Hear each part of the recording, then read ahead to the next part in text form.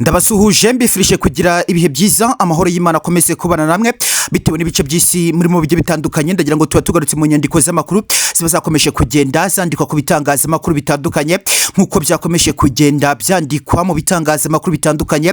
Hakomeje kugenda hagarukwa by'umwihariko ubwisungane mu kwivuza ndetse n'ubwizigame ubwiteganyirize mu gihugu cy'u Rwanda. Equity nayo igakomeza kugenda igaragaza mu by'ukuri ibibazo bigiye bitandukanye.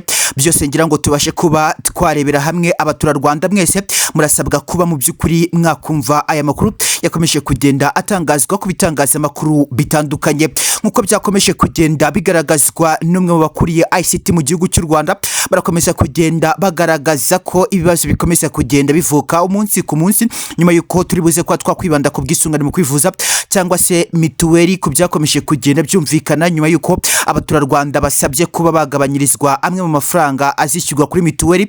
Bakavuga ko aya mafaranga yateganyijwe kuzajya yishyurwa kuri mituweli ari umurengera cyangwa se ari menshi, bamwe bakaba basaba ko ashobora kuba yagabanwa. Ndagira ngo byose tubashe kuba twabirebera hamwe ku byakomeje kugenda bitangazwa. Amakuru yakomeje kugenda atangazwa ni menshi, turaza kuba twareba ikigo cy'ubwiteganyirize mu gihugu cy'u Rwanda ese kirakomeza kugenda cyanzura kuba abaturage bajya bahabwa inguzanyo yo kwishyura amafaranga ya mituweli bakazajya bagenda bayishyura gake gake. Ku bikomeza kugenda bigaragazwa, abaturage benshi bakavuga uti ubwo aya mafaranga yashyizweho ari menshi, mu by'ukuri muze kuba mwadushyiraho inguzanyo, kuko uraza kuba wasanga bamwe mu babyeyi cyangwa se mu by'ukuri ababyaye abana ni benshi. Uraza gusanga umuryango ufite abana 7-12, aba bana kuba wabona mu by'ukuri amafaranga ubishyura noneho wasanga washyizwe mu cyiciro cya gatanu ho byaba ari rundi, kuko ibikomeza kugenda bigaragazwa nuko amafaranga y'ubwisungane mu kwivuza mu gihugu cy'u Rwanda akomeza kugenda aba menshi cyane. Abaturage bakagira uti mu by'ukuri mwadushyirireho kimwe mu kigo kizajya kiduhereza inguzanyo tuzajya twishyura kuri iyi mituweli, mu by'ukuri mwazamuriye amafaranga akaba yarabaye umurengera. Turi mu nama y'abaminisitiri yatenye ku itariki 19 z'ukwezi kwa gatanu umwaka 2026. Ni inama yakomeje kugenda iteranamo abaminisitiri bagiye batandukanye b'inzego zitandukanye, ingeri zitandukanye, bagamije kuba bakiga ku bibazo by'abaturage b'igihugu cy'u Rwanda. Ndagira ngo nk'uko byari bisanzwe n'ubundi ni muri village uruguro mu biro bikuru by'umukuru w'igihugu cy'u Rwanda Perezida Paul Kagame, ahasanzwe haberamo inama zigiye zitandukanye, inama zikomeza kugenda zakira abayobozi b'ingeri zose. Abashyitsi bageze mu gihugu cy'u Rwanda, muri kubona agafoto k'umusaza kapike Paul Kagame nk'uko n'ubundi musanzwe mubizi nyine ko muri village urugwiro ariho biba birimo kuba byabera. Ndagira ngo muraza kuba mwanyemerera amakuru yakomeje kugenda atangazwa ku bitangazamakuru yo ni menshi. Tuze kuba twahera kuri mituweli, ariko kandi turaza kuba twasozereza ku butumwa bwa Nduhingirehe wakomeje kugenda ugaragaza ko yakomeje kugenda akosora igitangazamakuru cya Mama Urwa Gasabo TV, ariko nyuma mu by'ukuri Nduhingirehe akomeza kugenda agaragaza ko Madame Scovia yakomeje kugira mu by'ukuri agaragaza indiscipline cyangwa se ikinyabupfura gishya cyane. Nabyo turaza kuba twabikomoza mu magambo yacu turibuze kuba twasozera mu kiganiro. Reka tubashe kwa by'ukuri twagezaho abanyarwanda ibyo bagirira umumaro, ubundi turaza kwa by'ukuri twasozereza kuri aya makuru abakomeza kugenda atangazwa ku bitangazamakuru bitandukanye.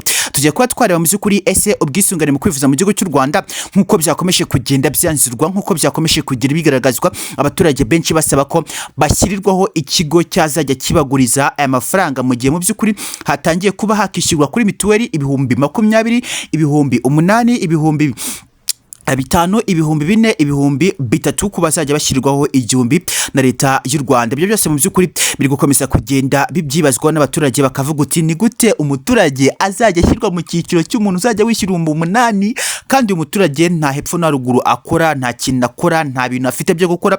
Ugasanga abaturage benshi bakomeje kugenda bagaragaza ko leta y'u Rwanda igomba kuba yakicaza kuri bamwe mu bashyizeho muri ibi byiciro mu by'ukuri bakongera ko bavugura. Hari abaturage bakomeza kugenda bagaragaza ko bashyirwa mu byiciro, ariko ugasanga nubwo bashyirwa muri ibi byiciro ibyagendeweho bishyirwa muri abashyirwa muri ibi byiciro, ugasanga baravuga uti ntabwo mu by'ukuri twe tubyujuje pe, kuko urasanga twashyizwe mu byiciro, ugasanga mu by'ukuri byanzuwe ko umuturage mu gihugu cy'u Rwanda wo mu cyiciro cya mbere azajya yishyurirwa na leta y'u Rwanda 4,000. Ahangaha abaturage barishimye.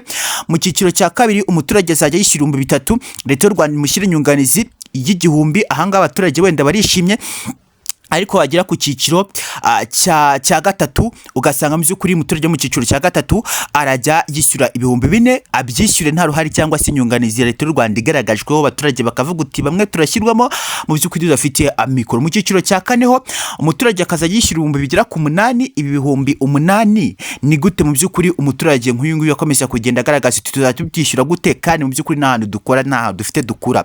Mu cyiciro cya gatanu ho ni rundi abandi bakavuga uti ni ibihumbi bigera kuri 20, noti ibihumbi 20 kuri buri muntu, ugasanga nimba urugo rufite abantu bagera ku 10, 20, ubwo ngubwo abo ngabo babyaye benshi muraza kuba mwabona ya gahunda mu by'ukuri yo kuringaniza urubyaro, kubyara bake dushoboye kuba twarira byadufasha kuba twatera imbere. Byose muraza kuba mwabona akamaro kabyo n'impamvu byakomeje kugenda bivugwa, ariko kandi ntago ari cyo tugamije. Icyo tugamije ni ukuba mu by'ukuri twareba ese nk'uko abaturage bakomeje kugenda basaba leta y'u Rwanda kuba yabashyiraho ikigega cy'inguzanyo cyangwa se mu by'ukuri ikigo cy'inguzanyo cyazajya kigurizwa bamwe mu baturage bakomeza kugenda bagaragaza ko aya mafaranga y'ubwisungane mu kwivuza ari menshi, bakavuga uti mudushyireho mu by'ukuri ikigo kizajya kidufasha kuba mu by'ukuri cyatuguriza aya mafaranga tukishyura mituweli, ariko nyuma tukaza kuba mu by'ukuri twagenda tuyishyura gake gake kugira ngo mu by'ukuri dukomeze kugenda twishyura ubwisungane mu kwivuza. Ibyo byose nibyakomeje kugenda birebwaho, abaturage bavuga uti ni mudufashe mu by'ukuri mudushyireho ikigo kizajya kituguriza amafaranga, mu gihe kandi iyi gahunda n'iki gikorwa cyo kwishyura amafaranga y'ubwiteganyirize cyangwa se mu by'ukuri ubwisungane mu gihugu cy'u Rwanda yakomeje kugenda zamuka.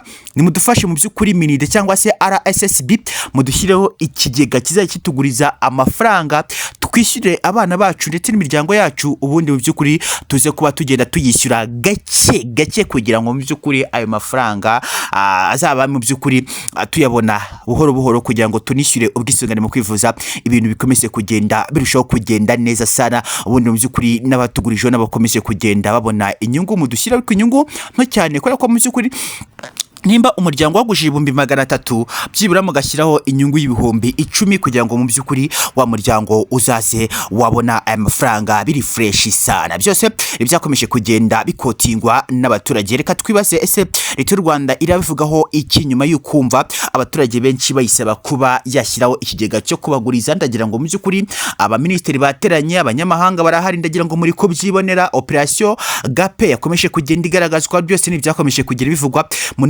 zakomeje kugira zivugwa. Mwareba hano hirya mukabona Perezida Paul Kagame mu gafoto murimo kubona hejuru mu buryo bwabo cyangwa se ubumoso bwa bitewe na location urimo, murabona Perezida mu by'ukuri ko yicaye arimo kuba yareba muri screen, ari kureba mu by'ukuri ibibazo bikomeza kugenda bigaragazwa mu gihugu cy'u Rwanda rudasumbwa. Perezida Paul Kagame n'ubundi mu by'ukuri asanzwe afasha abaturage, mwakongera mugasubiza hano hasi mu moso cyangwa iburyo bitewe na location mukabona abayobozi mu by'ukuri bateranye, ariko kandi muri bo kubona ahanga harimo agafoto k'umukuru w'igihugu cy'u Rwanda, n'ubundi nibigamije kuba mu by'ukuri byateza imbere gahunda ndetse n'abaturage b'igihugu cy'u Rwanda. Byose nibyakomeje kugira bivugwa, ariko uwitwa Minister Olivier Nduhungirehe yakomeje kugenda akotinga amwe mu magambo yakomeje kugenda atangazwa n'umwe mu banyamakuru biteje imbere mu badamu, Mutesi Scovia ukorera ikinyamakuru urwa Gasabo, bitewe nuko atize neza bigatuma mu by'ukuri akomeza kugenda atangaza amakuru atanogeye no gusobanura ururimi rw'amahanga bikaba byamugora cyane.